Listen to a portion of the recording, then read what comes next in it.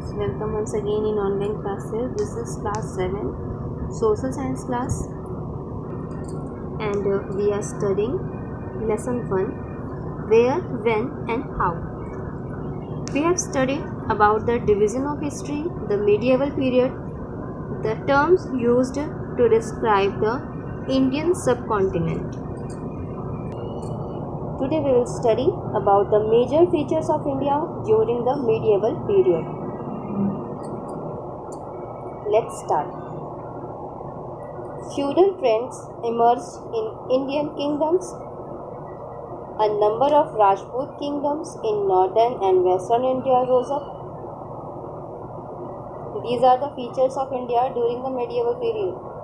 How was India in medieval period?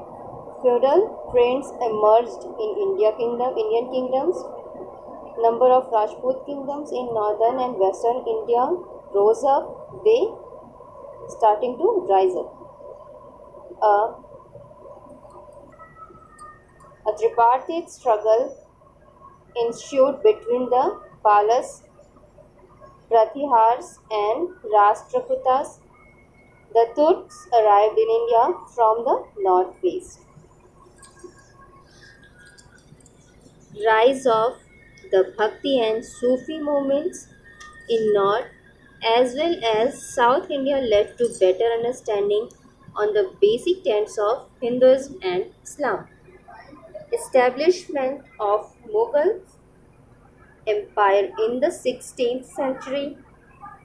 Next, rise of Marathas and their conflict with the Mughals. The economic prosperity of India attracted the Europeans. Several provincial kingdoms in eastern and peninsular India asserted their independence. These are some features of India during the medieval period. Now, sources of history. What are the sources of history? From where we got the history? All are events of your past life fresh in your memory. No, it is not possible. Is it possible to depend on memory alone to recollect past events? Imagine a situation wherein history was written on the basis of what people remembered. Do you think it is a good idea? No, history is our heritage. We cannot undermine its importance. History cannot be written on the basis of information in people's memory alone. It has to be based on the several sources, several proofs, each contributing in its own way. Sources materials provide with the reliable information about events that happened in the past. There are two main types of historical sources materials, literary and archaeological. What are literary sources and what are archaeological sources? Literary means with written records and archaeological means no written records. This is the difference between literary and archaeological. Literary sources, the body of written words of a language, period or culture is called literature. Literature covers various subjects such as religion, science, astronomy, and medicine. It can be classified into indigenous and foreign. The Indian literary sources are both religious and non-religious in nature and give us an insight into the social, political, economic, and cultural conditions of Indian people in different times periods. The sources of medieval period are in the form of commentaries, folklore, stories, dramas, autobiographies, and biographies. Some of the important literary sources are listed below. Look at this. This is the sources of history. It is divided into two parts. One is literary and next is archaeological. Both of them are also divided into several parts.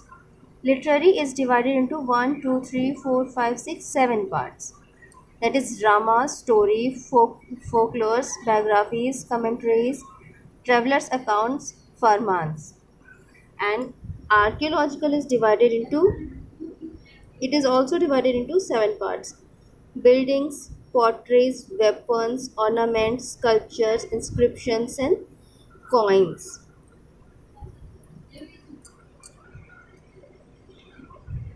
So, importance of literary sources. Number 1, dramas, folklores and stories. The Katha Sarita Sagar and the Brihad Katha Shoka. Next, autobiographies. Which are the autobiographies? Babar's Tuzuki Babaris, Jahangir's Tuzuke Jahangiri, Firoz Tughlaq's Futuhi Firoz Shahi, Babar's, which was Tuzuki Babri. Tuzuki Babri was the autobiography of Babar's. Tuzuke Jahangiri was the biography of Jahangir, and